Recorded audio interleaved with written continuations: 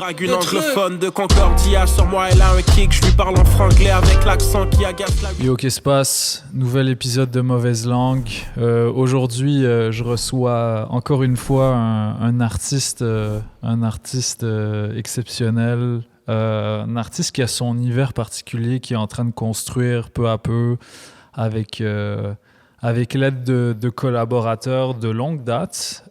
C'est un gars qui travaille en famille. C'est un gars qui rend hommage à sa famille à travers sa musique, qui est connecté à ses racines. On a eu la chance de le voir sur scène en première partie de grosses pointures comme Jossman ou A2H dans les derniers mois. Je l'ai interviewé une fois avec son groupe Play Days, puis l'esprit de camaraderie genre qui émanait de ce groupe m'a tout de suite touché en fait. Je me rappelle, c'était mon gars Michaud qui m'a d'abord parlé de Play Days. Charles Michaud. Shout-out à lui. Et je savais pas trop à quoi m'attendre. J'avais pas tellement écouté leur musique. J'avais prêté une oreille, mais j'ai fait confiance à mon gars pour l'entrevue. Finalement, super coup de cœur humain, puis ça prend de ça dans cette industrie de la musique un petit peu difficile, un petit peu dur à naviguer quand tu es quelqu'un qui est authentique, qui est proche de tes valeurs. Puis là, il n'y a pas trop longtemps, monsieur a signé sur l'étiquette prestigieuse Cult Nation. Vous connaissez sûrement la tête d'affiche de ce label, mais c'est pas ça qui est plus important pour nous aujourd'hui. J'ai envie d'accueillir chaleureusement autour d'une bouteille de vin monsieur Malco. Comment ça va, man? Ça va très très bien. Yes. Et ça va comment? Super, man. Let's go. Super. Yo, on pop ça? Let's go, on pop ça. Laisse-moi te servir. C'est toi qui m'as invité. Laisse-moi te servir. Non, mais c'est ça, c'est un petit vin c'est blanc. un cadeau que tu me fais. Merci, merci d'apporter ça, man. On partage un moment en ce moment. Ouais, un petit vin blanc.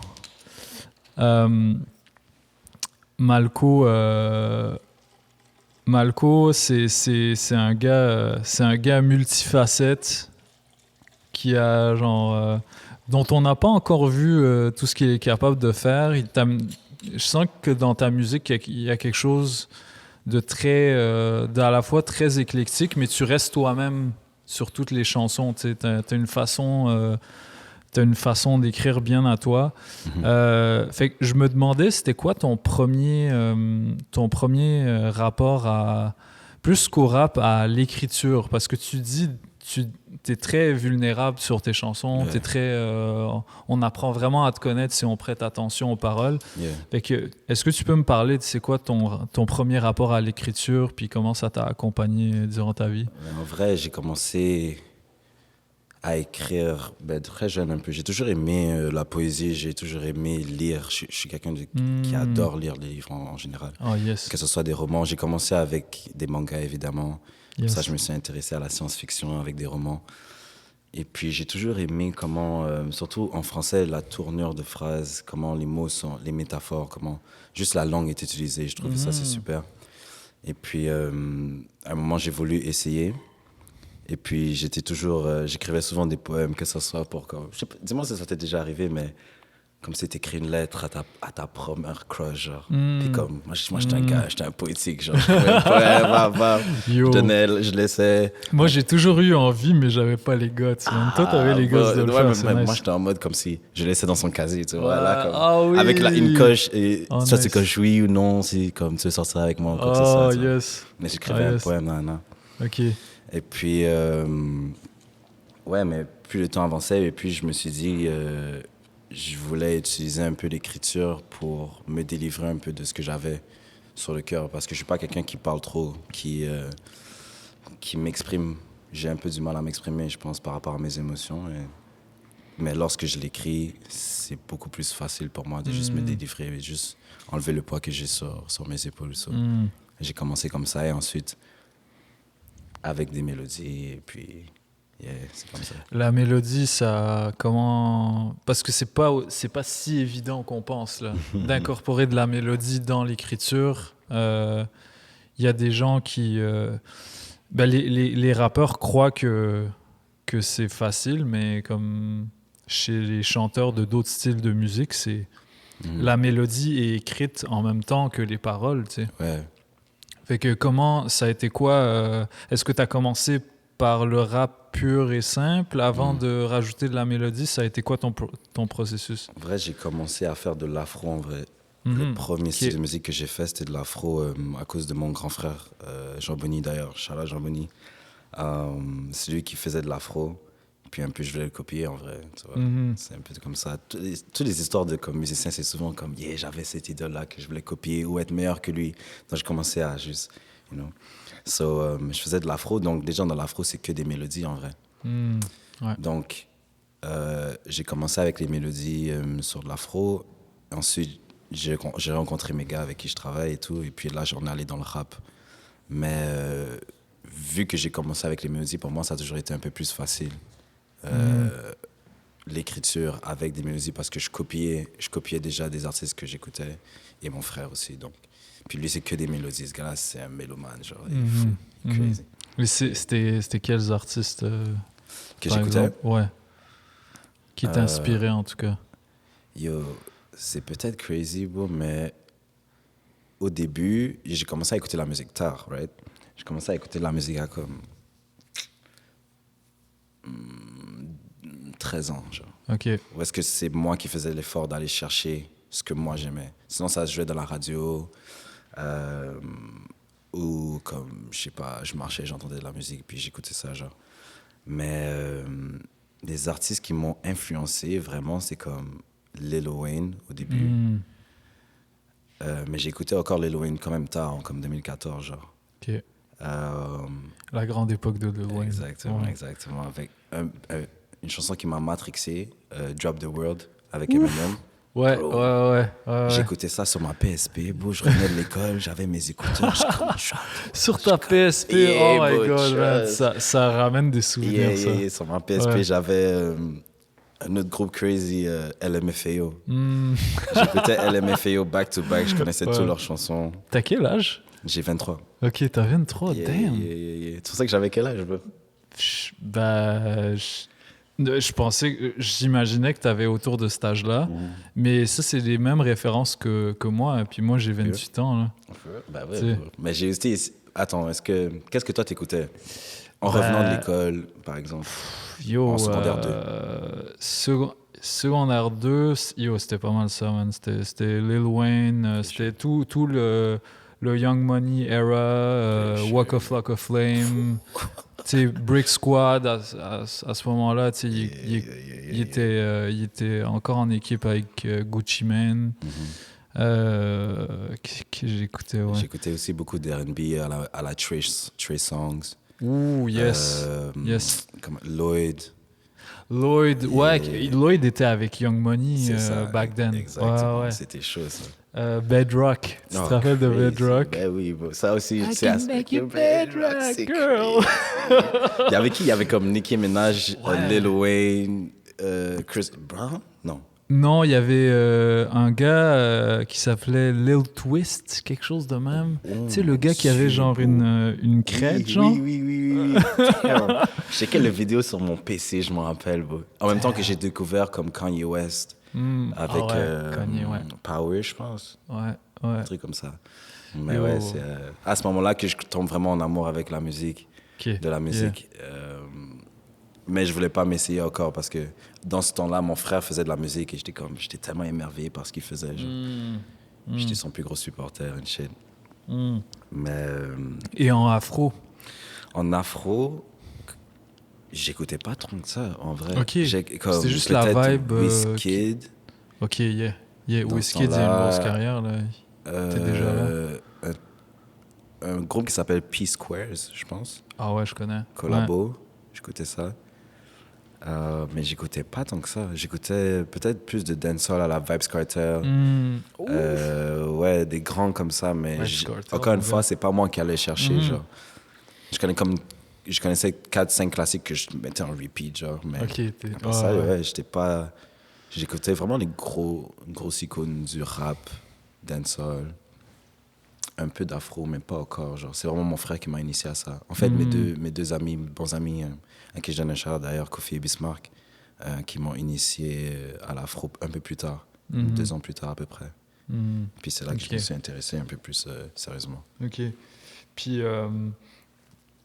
t'as commencé à faire de la musique avec ton frère en studio. Tes premiers trucs, est-ce que tu les as sortis finalement? Non, jamais. Ok. Non. C'est quand que t'as commencé à sortir des trucs? Et c'est arrivé vite. C'est en fait mon premier beat que je veux pas exposer parce que je veux pas que les gens aillent voir. En fait, j'ai pas sorti sur mon nom Malco, j'ai sorti sur un autre nom que je veux pas dire non plus avant que les gens aillent taper ça. En fait, non, je vais le dire actually parce que faut voir le parcours pour de vrai parce que en fait, c'est un beat qui s'appelle Ciao Bye. Matrix et par Tizo, shout out Tizo, bro. Donc, en 2016, j'écoutais sa musique grave, bro. Ciao Bye. Puis j'étais sur le nom de June. Ok. Donc j'ai sorti une seule chanson sous un AK que j'utilisais back then. Yeah. Mais c'était avec deux autres artistes. Mais en fait, c'était un groupe qui s'appelait Prophetic Woods. Ok. Après que j'ai sorti ça, ben j'ai tout de suite, à 18 ans, j'ai été signé avec Cognition. Et puis après ça, j'ai juste sorti de la musique avec Playdays. Mais moi, solo, j'ai jamais sorti un truc jusqu'en 2021. Mais fait que tu as été signé en solo, et mais t'étais quand même avec ton groupe. Ouais, exactement. Ok. J'étais avec... en fait, on a tous signé ensemble quand j'avais 18 ans en groupe, en tant que Playdays. Ok. Exactement. Ok. Et c'est là qu'on a commencé. Mais on bossait un peu juste en fin 2018, non, début 2018 en fait, en groupe. On avait déjà des tracks, mais on ne les sortait pas encore. Mais après ça, quand ça a été signé, ben là, on a commencé à sortir, faire un roll-out pour plusieurs chansons et tout. Oh, yes. Yeah. So, depuis, mais c'est là que justement, live, je suis vraiment plus solo. Je sors mes tracks solo avec ma vibe, que je sais encore de définir peu à peu.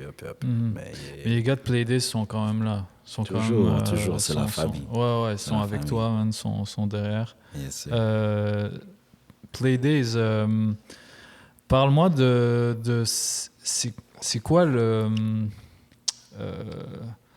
Moi, ce qui m'a accroché en fait dans votre musique, c'est ce côté très européen, tu sais, genre autant dans le travail des mélodies que dans le travail de la langue. Tu sais, il y avait puis vous aviez le sens de la mélodie, tu sais. C'était, je pense, premier son que j'ai entendu, c'est Vie américaine. C'est extrêmement catchy, là. Genre, je pense que tout le monde t'en parle, là.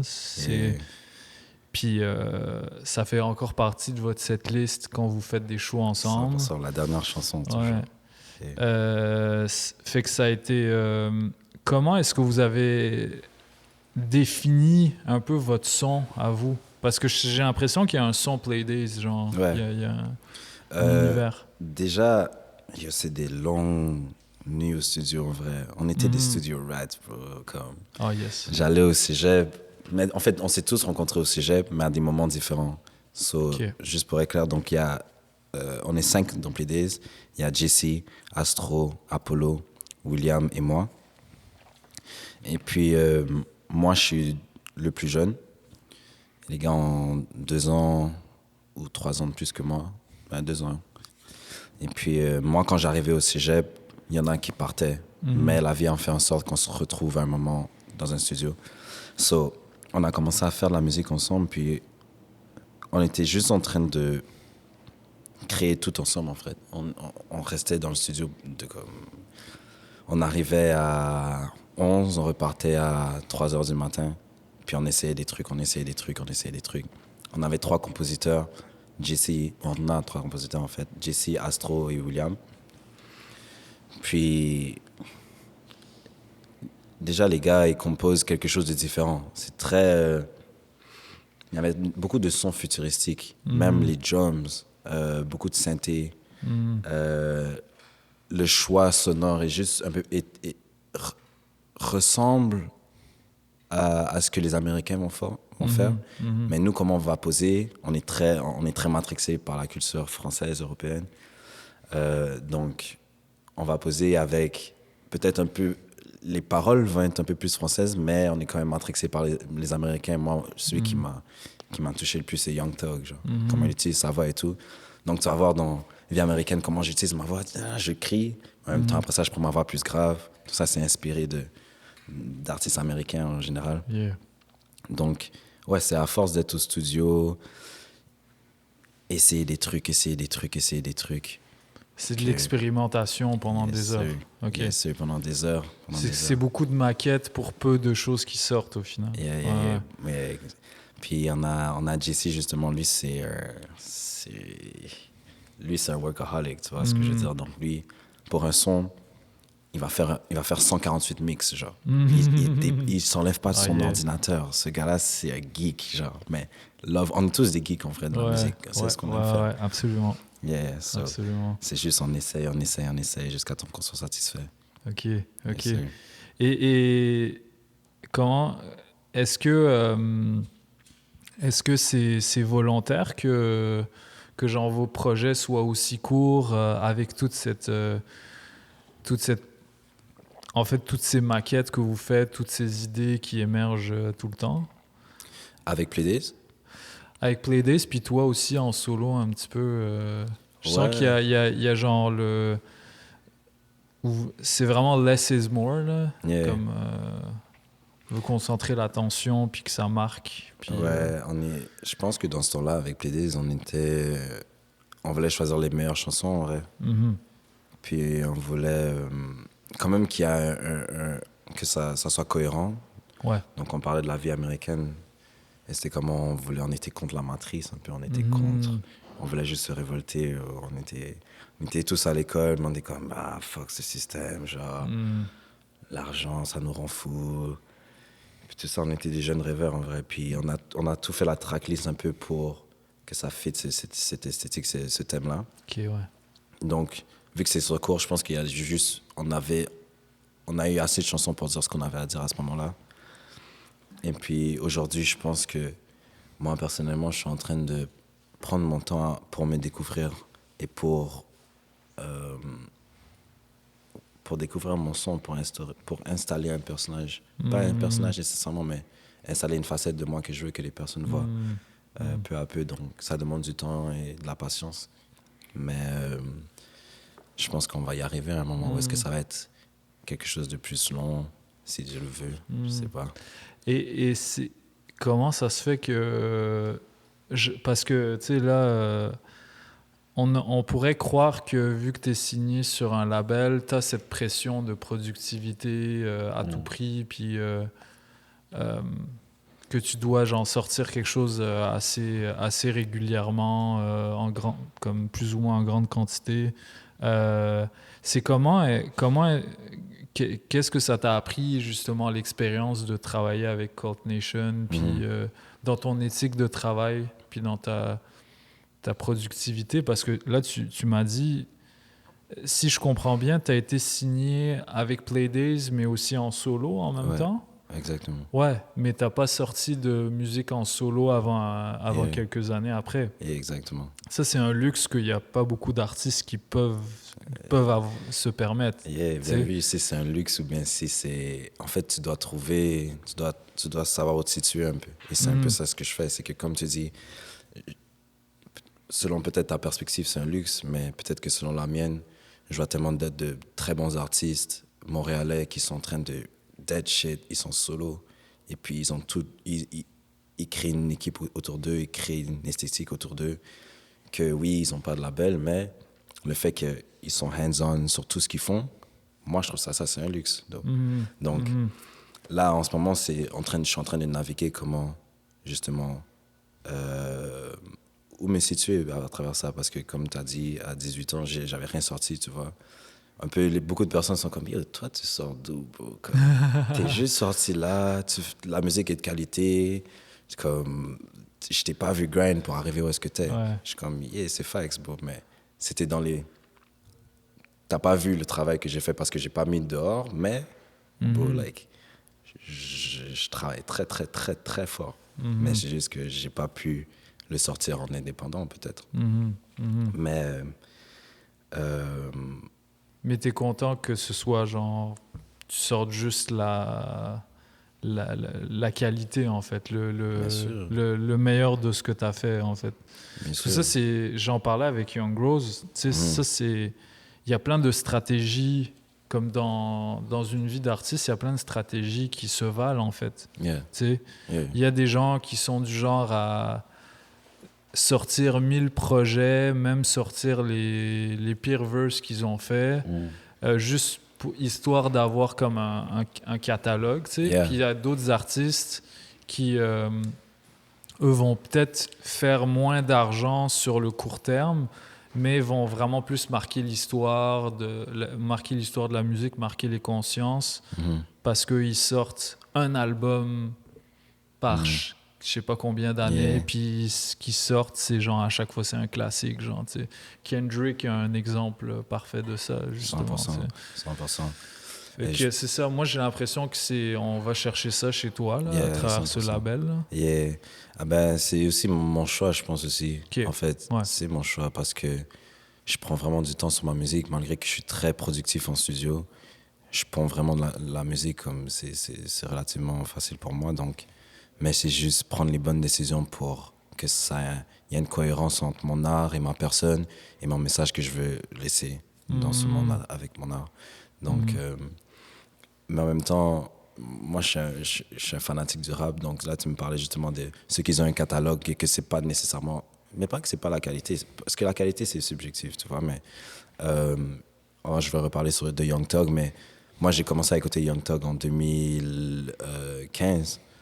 Et avant ça, je connaissais pas du tout. Même que j'étais en train de hate sur lui à cause de sa voix et shit. Comme la plupart étaient comme, jusqu'à temps qu'il sorte Lifestyle. Non, en fait, moi, j'ai accroché avec About the Money. Ah ouais, Je gros comme, vite ça. C'est crazy. Ouais. Mais avant ça, quand je suis allé voir ces autres trucs, pour moi, c'est pas bon. Je kiffe pas trop, jusqu'à aujourd'hui. Mais juste voir cette évolution, ça fait en sorte que je m'attache plus à lui parce que ça paraît qu'il a charbonné. Et moi, on peut pas avoir vraiment cette évolution, voilà, parce que je suis déjà venu avec quelque chose de quand même de qualité et de travailler. Mais peut-être qu'un jour, hein, c'est pas peut-être qu'un jour je dirais je vais sortir des trucs que j'ai commencé avec parce que pour moi c'est quand même mes bébés, tu vois, c'est mes enfants et je sais d'où je viens. Mais maybe one day, je sais pas. Est-ce que tu as de la facilité à comme jeter une chanson ou genre te dire ah ça c'est dead, je vais pas l'utiliser ou t'es genre ok ouais, mais ça prend de l'humilité là, c'est une humilité que beaucoup d'artistes n'ont pas en fait. Ouais, moi dès que tu sais, je suis très sensible par rapport à ma musique mais aussi en général, donc je sens quand je connecte avec la musique, quand je connecte avec le message, je sais. Puis si, malgré que oui, c'est une bonne chanson pour... Je sais pas, c'est une bonne chanson en tant que telle, mais ça ne fit pas avec ce que j'essaie de laisser, je passe à autre chose. Malgré que je vais l'écouter dans ma voiture, genre, j'ai comme, c'est un banger, ça, je vibe, genre, mais j'ai comme, c'est moins moi, genre. Ouais, ok. Mais... Ok. Est-ce que... si ça te tente, on va parler de ton dernier projet, Maelstrom. Bien sûr. Déjà, je sais pas c'est qui a fait la pochette, là, mais c'est magnifique. Moi, je suis un gars de noir et blanc. Et Ouais, j'adore. c'est une bonne amie à moi avec qui je travaille justement sur tous mes projets. ML, shout out ML. Ouais, c'est avec elle que j'ai fait la pochette. C'est elle qui a pris la photo, l'idée, on l'a fait ensemble. Ok, super. Yeah. Magnifique. Puis, Le clip de God Complex est en noir et blanc aussi, il me semble. Non, c'est filmé. Non, c'est avec C'est couleur. lequel t'as un clip qui est en noir et blanc? C'est Rappelle-moi, Ouais, c'est ça. filmé Ok. par Aimé. Ok. Non, je confonds alors. Mhm. Mais ça, je voulais qu'on parle de God Complex Mhm. parce que je, je voulais te faire remarquer que tu as un track qui s'appelle Pelé. Yeah. Puis Pelé, genre, je pense on l'appelait Dieu, genre.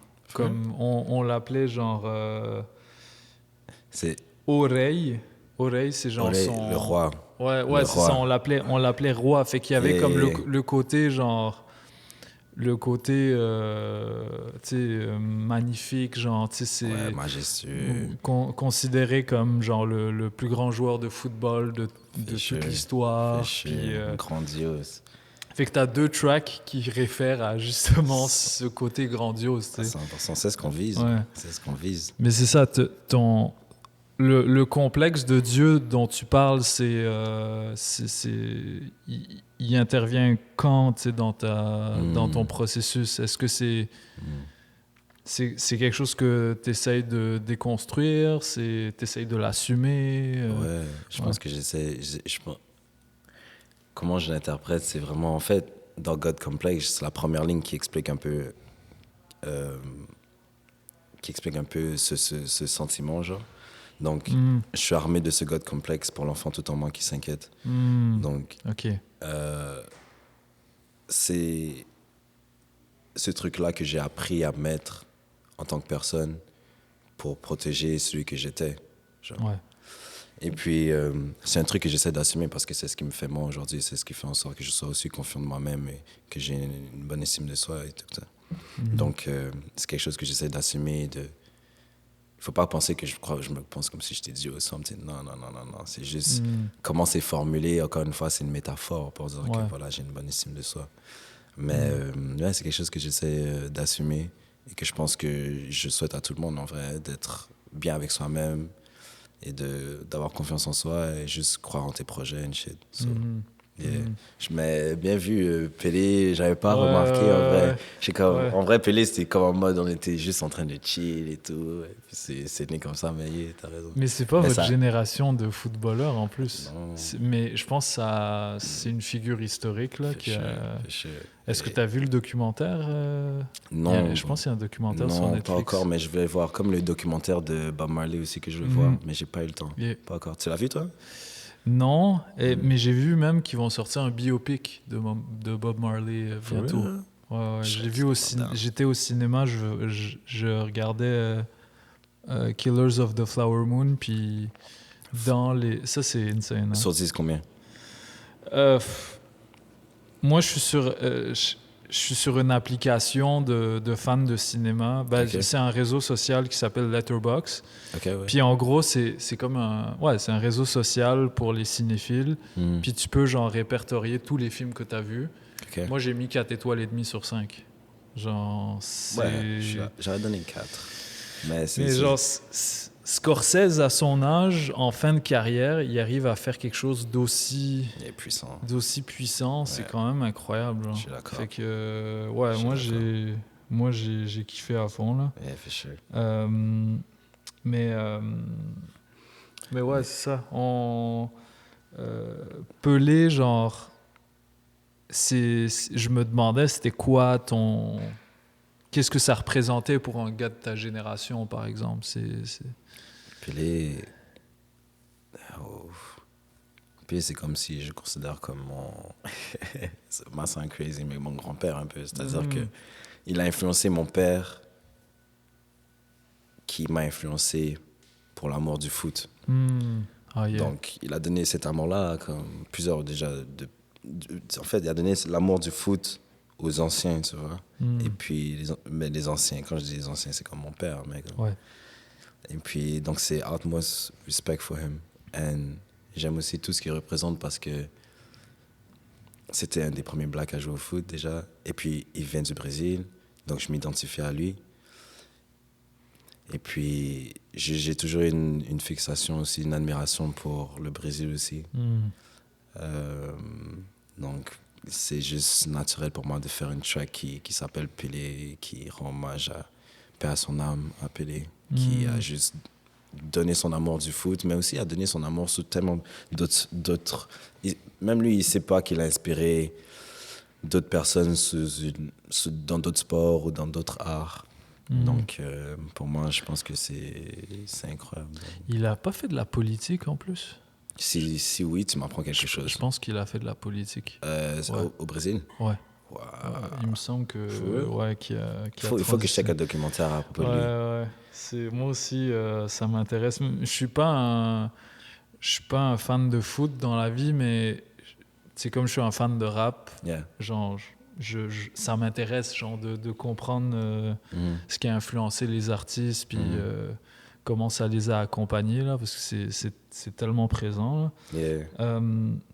Est-ce que tu pourrais moi, j'ai l'impression, en fait, que tu me dis que tu es d'origine brésilienne. Il y a comme... Haïtienne, mais... Pardon? Ma bad, excuse-moi, haïtienne. Haïtienne. Exactement. Mais il y a... Est-ce que ça vient de là, genre, Est-ce que la musique était, genre, chez vous Ouais, grave. En fait, déjà, bien que tu emmènes ça, justement, vu que je suis d'origine haïtienne, tu vas voir, les Haïtiens, dès que c'est la Coupe du Monde, le pays pour qui ils root, Brésil, directement. Tu vas en Haïti, tu vois que des drapeaux du Brésil, ils sont en train de les shake dans les airs et tout. So, déjà, ça a été dans la culture un peu, parce que le foot. Et aussi, j'ai grandi beaucoup avec la musique brésilienne, la samba, la bossa nova, que mon père écoutait beaucoup. Du jazz aussi, qui avait des influences du Brésil. Donc... c'était... La musique africaine, les musiques noires en général, c'est genre c'est intimement lié aux musiques latines. Là. C'est pas genre...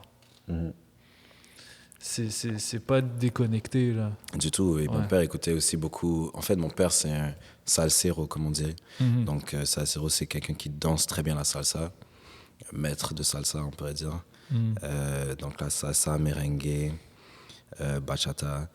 Donc, j'ai grandi avec la musique latine, que ce soit du Brésil. Ouais. Puis, je sais pas, aujourd'hui, même ça se reflète un peu dans ma musique aussi. Justement, Pelé qui est du baile funk, que j'adore. Ça te fait bouger, mais en même temps, c'est un vibe, je sais pas. Un baile funk, et j'adore la samba, bossa nova. Et peut-être, justement, je vais me lancer dans ça dans les prochaines chansons, on sait pas. Et la musique, dans la musique haïtienne, qu'est-ce qui t'a plus marqué, genre? Le zouk compas. Oh, est-ce que tu connais un peu? Ouais. Si je peux te demander, est-ce que tu as une chanson qui était comme... j'ai pas... Moi, je mets souvent des playlists, mais j'écoute beaucoup Kassav. Kassav? Qui font plus du zouk. Mais c'est pas haïtien, genre. Ça me dit quelque chose, Kassav. Faudrait que je change le nom de la chanson, mais moi aussi, je suis plus en mode quand ça joue. Et souvent, comme quand ça joue, j'aime danser, tu vois. Ouais, c'est ça. Je suis là, je suis en train de taper les moves, boum, boum. Si je vois une petite demoiselle, qu'est-ce qui se passe? Je sais, you know, c'est... Mais, zouk, c'était très chez ma mère, beaucoup. Exemple, chaque dimanche, on nettoyait la maison, tu vois. Puis on avait des gros speakers. Dans le salon, ça jouait partout dans la maison, tu vois. Oh, yes. Puis là, à 11h, tu savais que c'était le ménage de la maison, boum, elle met le compas, le speaker, sur le speaker. Puis là, il y avait mon beau-père, ma belle-mère, chantait dans la maison, on nettoyait, comme, tu dois danser toujours, tu vois, tu dois danser. Ma mère venait, juste pour, comme, je sais pas, juste transmettre la culture aussi, tu vois, c'est comme ça qu'elle s'assure que non seulement on sait d'où on vient, on sait comment danser, on sait nos racines. Donc, ouais, c'est ça, tu danses avec elle, tu chantes. Donc, j'ai été très influencé par le zouk et le compas. Je pense que j'ai pas encore fait de son comme ça, mais juste dans ma personne, je suis très proche de ma culture. Et c'est ça, je me demandais en fait si t'allais... J'ai hâte de voir cette composante aussi là dans ta musique parce que t'as un univers genre éclectique, mais en même temps très cohérent de par le... Je pense que ça s'entend juste parce que c'est souvent les mêmes beatmakers avec qui tu travailles. Ouais. Tu sais, ton équipe, elle change pas trop de projet en projet. Et donc, tu as des sonorités, tu sais, qui reviennent, qui rendent ça genre quand même familier.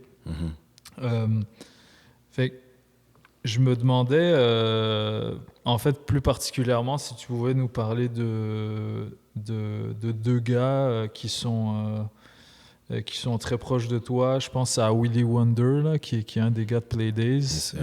J'ai l'impression qu'il est tout le temps là, lui, genre, dans tout ce que tu fais. Yes, Puis il commence à genre être un petit peu plus out there, là. Je le vois dans des camps d'écriture et tout, là. Puis je pense aussi à Hypnotic Beats, avec qui tu as commencé à travailler, qui a beaucoup travaillé avec des Français, mais qui est de Montréal. Lui, il est partout. Hein. Il touche aussi à la Guadeloupe, Montréal, la France, il a l'Europe. travaillé avec Kalash, je pense. Il a fait un truc avec Kalash. Je pourrais pas confirmer, mais je pense bien. Je pense que oui. Ouais, tu vois. Je vais lui demander là, sûrement, je vais le voir bientôt. Mais c'est quoi comment est-ce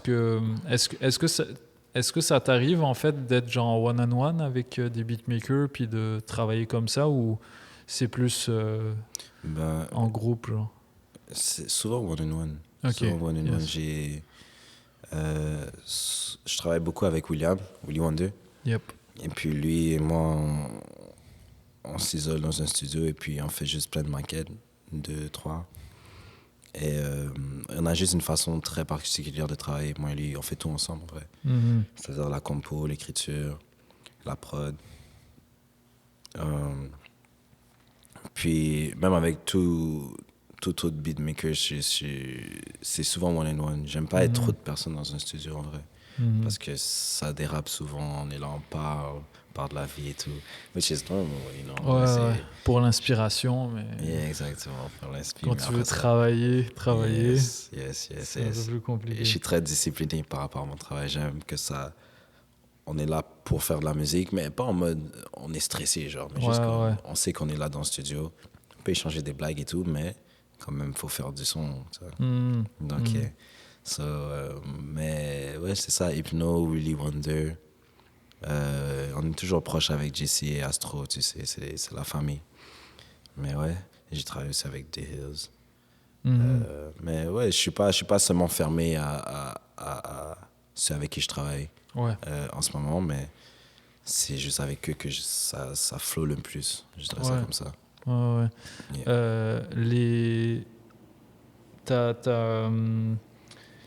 Je pense que sur l'album,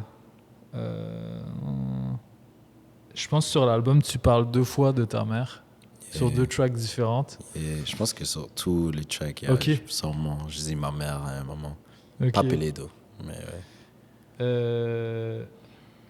Il y a une bar que t'as dite qui m'a genre quand même beaucoup touché, là. C'est seul moi me fait souffrir, seule mère me fait sourire. Tu peux me parler de ça, genre? Yeah, for sure. Actually, qu'est-ce que toi tu comprends de ce bar? Comment toi ça t'a touché? Comment toi tu l'as compris? Parce que seul moi me fait souffrir, genre. J'aime bien, tu sais, parce que l'idée que tu es un peu responsable de ton destin, en fait, c'est au final, t'as beau pouvoir demander de l'aide à d'autres personnes, c'est toi, puis c'est tes actes, en fait, qui vont faire toute la différence pour aller mieux quand tu vas pas bien, tu sais. Puis, tu sais, la figure de la mère, c'est ultra présent, tu sais, dans l'art, puis dans toutes les formes d'art. Et comme il y a quelque chose d'universel là-dedans, tu sais. Fait que je trouve ça intéressant que tu les mettes ensemble, tu sais. Parce que c'est... comment tu l'as expliqué, c'est parfait. Parce que, exemple, comme tu as dit, seulement me fait souffrir, c'est exactement comme tu as dit, c'est toi qui es responsable de tes actes et de ton bien-être et de ton mal-être.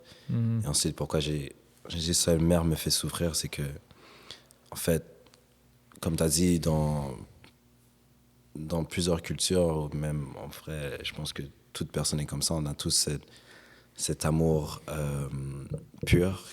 Le premier amour, en fait, pur, vient de notre mère la plupart du temps. La tendresse vient de la mère, donc si toi tu te fais souffrir, justement, tu es responsable de ton mal-être. Tu prends des décisions, tu fais des choix qui sont pas bons pour toi, mais il y a toujours une seule personne qui t'aime à ton état pur parce que tu as vu grandir, elle a donné naissance, elle t'a donné naissance et c'est souvent ta mère, donc ta mère va t'aimer n'importe quoi que tu... En tout cas, pas si t'assassines quoi que ce soit. Mais peut-être, hein, on sait jamais. Dans les cultures, dans les cultures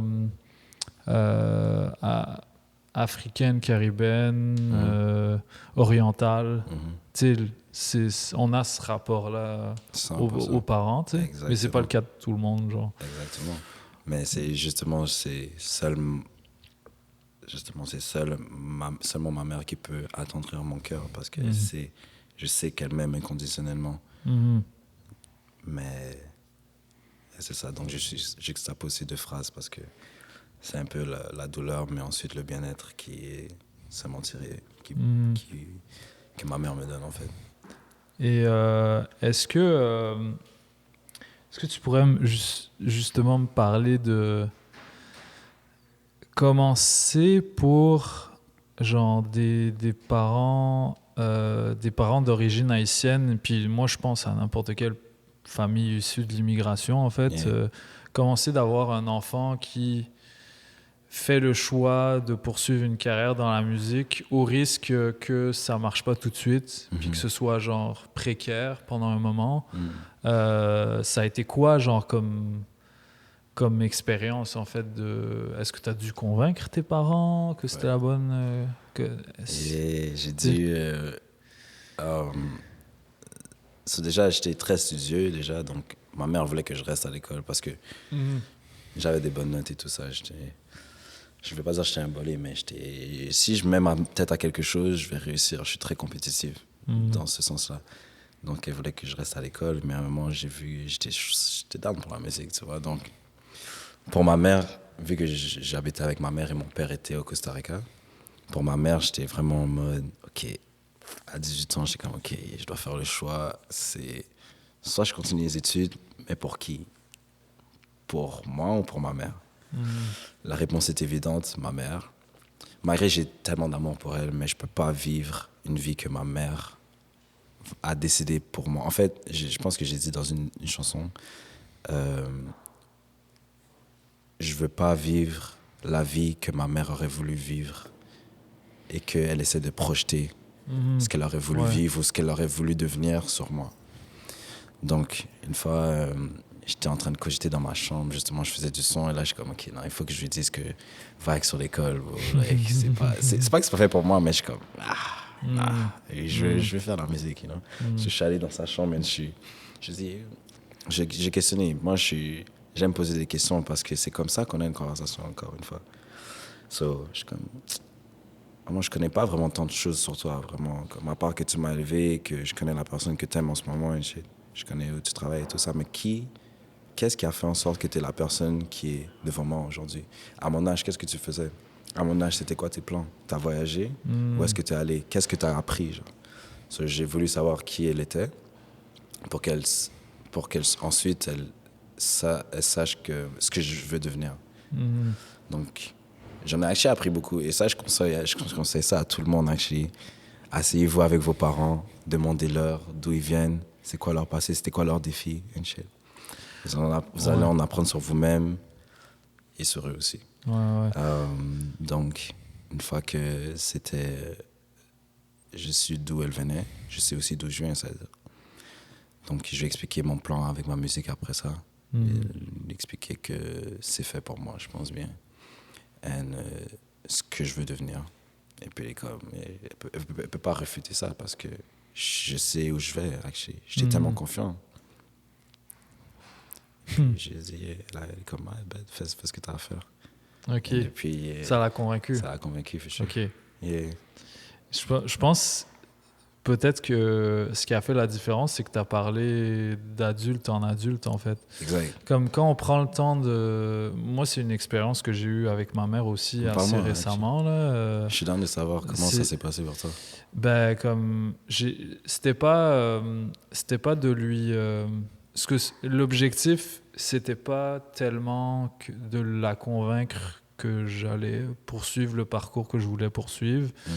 Euh, parce que je fais plus ça avec mon père. Genre, mon père, je passe beaucoup de temps à lui expliquer que, hey, c'est les trucs que je fais dans la musique, genre, je fais pas d'argent, mais comme ça, c'est un investissement que je fais. Tu sais. Sure. Genre, les projets que je fais actuellement, c'est ça qui va me permettre que ça débouche par la suite sur des trucs vraiment payants qui vont devenir une vraie job. Tu sais. Yeah.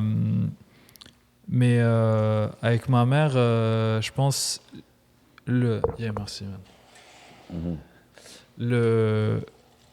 La conversation, le genre de conversation qu'on a eu, c'est juste, j'ai commencé à vraiment comme lui donner l'espace pour l'écouter, genre un peu comme t'as fait, tu sais, parce qu'en prenant son temps puis en n'étant pas super all over the place tout le temps, tu sais, comme... je sais pas si tu habites encore chez tes parents, mais Non. c'est ça. Dans ces moments-là, genre, tu valorises un peu plus la présence de tes parents, mais Exact. malgré tout, t'es parti parce que t'avais envie de voler tes propres ailes. Fait que souvent, quand tu vas chez tes parents, t'es comme pressé... Il y a certains jours, t'es pressé de partir, là. Sure. Fait que j'ai commencé à juste comme prendre mon temps, tu sais, à chaque fois. Puis elle a commencé à me parler comme un adulte. Yeah. En fait, pour la première fois, parce que je sentais que je comprenais ce qu'elle vivait, puis ce qu'elle avait vécu. Il y avait une vraie compréhension mutuelle. Exact. Puis ça fait du bien, tu sais. Genre, 100%. d'avoir ce rapport-là avec ses parents, Yes, genre, sir. parce que comme... Tu sais, dans nos cultures, là, c'est souvent ouais, tu vas rester mon petit bébé. Ouais, genre, même bro. si t'as comme 50 ans, Fait chier. que t'es marié avec 4 enfants, tu vas toujours être mon petit bébé. Je suis Yeah. comme, yo, mais Mais je je sais pense pas, que là. c'est bien d'avoir C'est- ce rapport-là, parce ouais. qu'évidemment, comme c'est confortable. c'est confortable, aussi, mais- exactement. ouais. Mais je pense que sur certaines choses, parce que quand c'est par rapport à toi, au développement de ta personne, est-ce que toi, tu vas accomplir, je sais pas si c'est une des meilleures choses d'écouter nécessairement la personne qui t'a mis... Oui, écouter leurs conseils, mais écouter pas mot par mot ce C'est ça. qu'ils veulent que tu deviennes. Pour moi, ça sonne comme un chemin vers un mécontentement par rapport à ta vie où tu vis par réflexe ou quelque chose comme ça. Et c'est ce que je peux pas faire, c'est ce que je souhaite à personne en vrai. T'as aussi une autre corde à ton arc, c'est le mannequinat. Yeah. T'aimes ça, t'aimes les habits. Yes, Tu sir. t'habilles bien Sure. pour toutes les occasions. Il dit- Comment ça... Est-ce que tu es un gars timide? Ben, tu sais, j'ai cru comprendre que tu es un gars timide un peu dans la vie, qui reste dans son coin, qui prend Yeah. pas trop de place. Comment ça a été, genre, justement, de s'assumer de cette façon-là, genre, tu sais, de poser devant la caméra, puis de... Et ça, c'est une bonne question parce que comme tu dis, en vrai, moi, je suis très timide. Ben, très timide. Je me suis adapté. Parce que, en vrai, moi, je suis un gars, j'aime rester chez moi et lire. Lire et écouter de la musique. Ouais. Et être dans ma bulle. Bro. Je suis juste dans ma bulle. Ouais. Mais, tu vois, j'ai analysé beaucoup de grands artistes que j'aime beaucoup, que ce soit que dans la musique ou dans les films, juste des personnalités avec une forte personnalité, justement. Et puis, je veux toucher un peu à tout. Je veux toucher pas seulement à la musique, je veux toucher à l'art, même visuel, que ce soit des peintures ou quoi que ce soit comme ça, le modeling, les vêtements. Donc, c'est pas dans ma nature de justement poser pour une caméra ou quoi que ce soit comme ça. Mais vu que j'ai le physique pour le faire, je vais jamais m'en empêcher. Justement, je vais me développer sur cet aspect-là parce que c'est quelque chose que je veux non seulement inspirer d'autres personnes à avoir cette confiance-là devant la caméra, mais aussi laisser ma trace avec comment moi je veux être portrait, comment moi je veux montrer. Ouais, c'est ça. Que ce soit la façon dont je m'habille. Ouais. Donc, je me suis lancé dedans ça, mais naturellement, c'est pas ce que je fais. Mais depuis que je le fais, j'aime bien. Ouais. J'ai appris à aimer ça. Est-ce que tu veux designer des trucs? Événements. Est-ce que tu as déjà genre une routine de création dans tes temps libres? Est-ce que tu as assez de place pour développer ça en ce moment? Pas Ouais. pour le moment, mais je travaille avec des personnes qui sont passionnées par ça, justement. Ok. Et mon but aussi, c'est justement de pouvoir aider et même d'apprendre de ces personnes-là. Je pense notamment à... en fait, j'ai collaboré avec plusieurs marques montréalaises. Je parle de One and Only. J'ai un blanc, mais... J'ai un blanc en ce moment, mais One and Only déjà avec qui j'ai collaboré, que j'aime beaucoup ces événements. Théo, justement, Charles Théo. Yeah, Charles Théo. C'est un bon ami à moi qui justement va se lancer dedans ça et que je n'envoie que des ondes positives pour son projet. Nicolas Verdasca, shout out. Mais je m'entoure de personnes créatives qui justement se lancent dans la mode et que j'aime juste en apprendre parce que j'aime les vêtements, j'aime juste voir les personnes bien habillées en général, ça m'inspire, je sais pas. Et justement, je travaille avec des stylistes, des photographes et tout. Parlant de photos, parlant d'images, je voulais parler de deux gars avec qui tu fais quasiment tous tes clips. Yeah. On était au studio avec A2H justement, puis tu t'avais montré tes clips. C'était juste avant que vous fassiez le show ensemble. T'avais montré tes clips puis t'avais dit ah ouais, les deux gars avec qui je travaille, c'est Alexandre Vaillancourt puis Nicolas Larreau. Exact. J'ai cru comprendre que t'étais aussi assez impliqué genre dans le processus de réalisation des clips. Comment c'est de... Parce que ça aussi, c'est très vulnérabilisant, en fait, de confier genre, cette tâche-là à quelqu'un sans avoir le contrôle. Fait que c'est tout le temps comme un jeu d'équilibriste, là, de trouver la part d'implication. D'avoir une part d'implication, mais comme laisser de la place pour comme que le réalisateur fasse le travail qu'il veut faire. Fait comment tu as développé cette relation de travail-là avec eux pour les clips? Déjà, Nicolas Larose, ça c'est mon slime, c'est mon frère. Donc, juste pour... Nicolas Larose, c'est le frère justement de William. C'est son petit frère. Ok. Donc, on est une famille un peu, tu vois. Donc, je fais de la musique avec William et Nicolas, lui, comme on a commencé ensemble, c'est sur le shoot de Madonna. C'était mon photographe sur le shoot. Et justement, la première cover que j'ai sortie en tant que artiste seul, sans plaider, c'est-à-dire Madonna, c'est lui qui la shoot. Et Rappelle-moi aussi, c'est lui qui la shoot. Donc, il a commencé en tant que photographe. Ensuite, il s'est intéressé de son propre gré à la vidéo. Et puis, lorsque j'ai fait un rollout justement avec mes singles, Rappelle-moi, Vie ou Meurt, il était sur le set et il était en train d'apprendre. Et je m'entoure beaucoup de personnes qui justement, ils sont des éponges, ils aiment juste apprendre. Et puis, on a commencé à filmer Motomami, qui est une de mes vidéos préférées encore, qui a été réalisée par lui. C'est un gros clip, ça. Et c'est lourd, c'est ça. Lui et Alexandre.